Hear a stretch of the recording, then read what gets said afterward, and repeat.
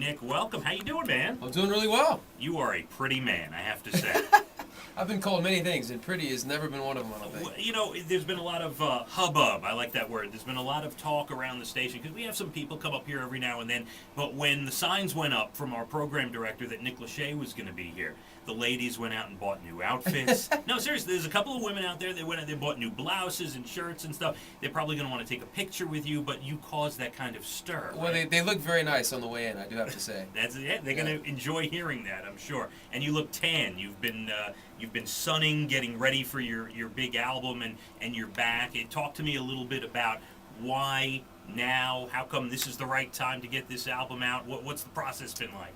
Well, yeah, it felt like the right time was about, 6 months ago. I've been kind of chomping at the bit because the album's actually been done for a little bit now, but, it's sometimes the scheduling doesn't work out and you have to kind of move it around a little bit, so it's actually been shifted to this year, which to me it's the most agonizing part of doing a record is you've got it done and you're proud of it and excited for everyone to hear it, and then you have to just kind of sit on it for a period of time and wait for your time to come, so to speak. So it's a great kind of moment for me, getting ready to get it out there to everybody and get everyone's opinions on it and reactions, and as an artist I think that's the most kind of nerve-wracking but at the same time exciting part of the process. Yeah, you're waiting to hear what people think. When I heard that the first single was Patience, I'm like, oh, cool, a remake of Guns N' Roses. That is awesome.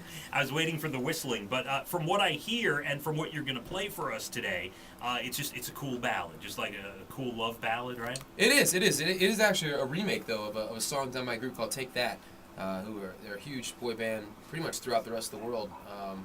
And especially in the 90s, Robbie Williams used to be in the group, and, right. He left and went solo. And about 2 years ago, they came back with a comeback album, and this was their first single off the album. And I was actually overseas promoting in the UK and heard the song and loved it and thought it'd be a great song to cover. Not really thinking at the time it might be my first single, but here we are, and it is. And yeah, so it's a great song.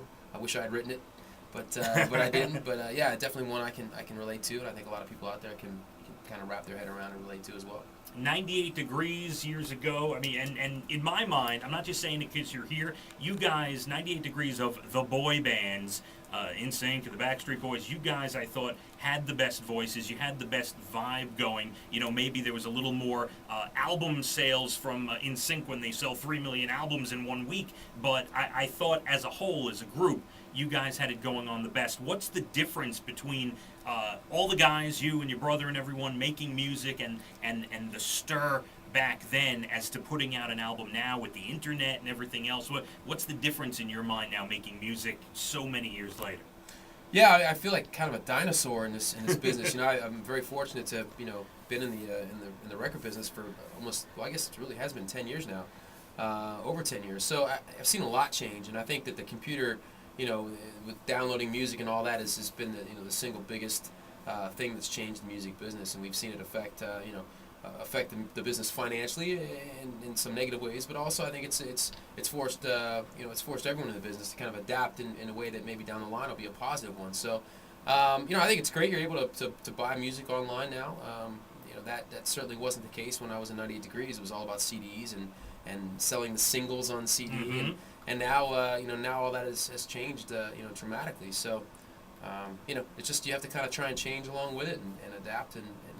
But at the end of the day, those of us who sing for a living, I think we all do it because we love to do it. So no matter what the landscape is, you're going to keep doing it because you love music and you love singing. And we're going to hear the single Patience in just a little bit. What's the name of the album?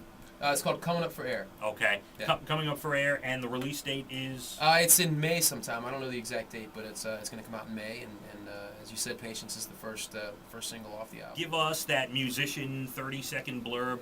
What's the song about? And before we hear it, what's the whole vibe of the story here?